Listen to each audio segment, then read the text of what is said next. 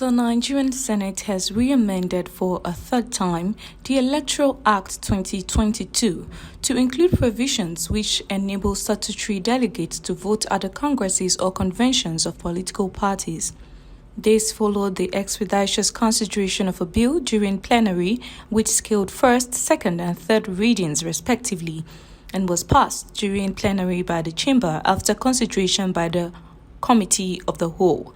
Those identified as statutory delegates include the President, Vice President, members of the National Assembly, governors and their deputies, members of the State Houses of Assembly, chairmen of councils, councillors, National Working Committee of Political Parties, amongst others. The bill to amend the 2022 Electoral Act No. 13 was sponsored by the Deputy Senate President Ovie Omoagege. Omoagege in his presentation said the bill seeks to amend the provision of Sections 84, subsection 8 of the Electoral Act. According to him, the provisions of the section does not provide for the participation of what is generally known as statutory delegates in the conventions, congresses or meetings of political parties. My profound pleasure to have the privilege of leading the debate on this very important bill. We seek to amend the Electoral Act 2022 to make provision for delegates who, not being elected ad hoc delegates, as prescribed in the constitution of a political party and the Electoral Act, to participate in the convention, congress, or meeting of the party. Mr. President, this bill was read for the first time on the floor of the Senate today, Tuesday, the 10th day of May 2022. Mr. President, distinguished colleagues, the issue here is narrow and very straightforward. Mr. President has couched Section 84, subsection 8 of the Electoral Act 2022 does not provide for the participation of what is generally known as statutory delegates in the conventions, congresses, or meetings of political parties. The extant subsection only clearly provides for the participation of elected delegates in the conventions, congresses, or meetings of political parties held to nominate candidates for political parties. Mr. President, this is an unintended error, and we can only correct it with this amendment now before us. The passage of this bill, Mr. President, my colleagues, will further strengthen our electoral system. In supporting the amendment to the Act, a cross-section of lawmakers said without the amendment, most of them will not have the liberty of voting during convention. Mr. President, I think this is a very straightforward and very simple amendment.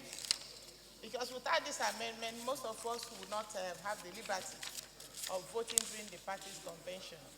But having said that, Mr. President, we still have a lot of sections in the Electoral Act that we need to look into. This error, which led to us coming back to look at the correction, was something that happened inadvertently. I don't think it was the intendment of this hallowed chamber, neither was it the intendment of those who perfected the document to send to Mr. President. But I believe in the course of a work like this, things like this are bound to happen. And I think this one is no less one of them.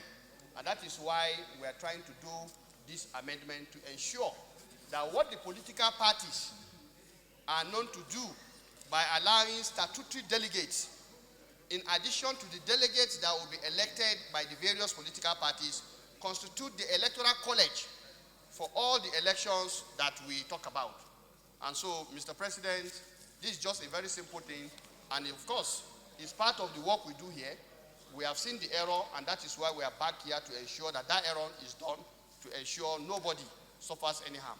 With this, Mr. President, I urge my colleagues to support that this bill be read the second time. Thank you. When the 2022 Electoral Act was passed, President of the Senate, Ahmad Lawan, explained that the amendment became imperative in view of the deficiency created by the provisions of Section 84, subsection 8 of the extant Act before the party primary starts in the next 8 days. A bill for an act to amend the Electoral Act 2022 and for other matters connected thereto 2022 third reading taken, and the bill is passed. Thank you very much, distinguished colleagues. Let me explain a little bit what we have done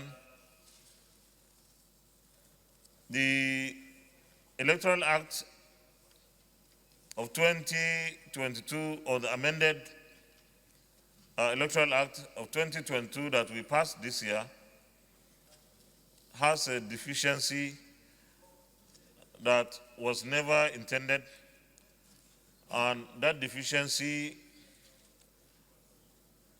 will deny all statutory delegates in all political parties from participation in congresses and conventions. And therefore, such an unintended clause has to be amended before the party primaries start in the next 8 days.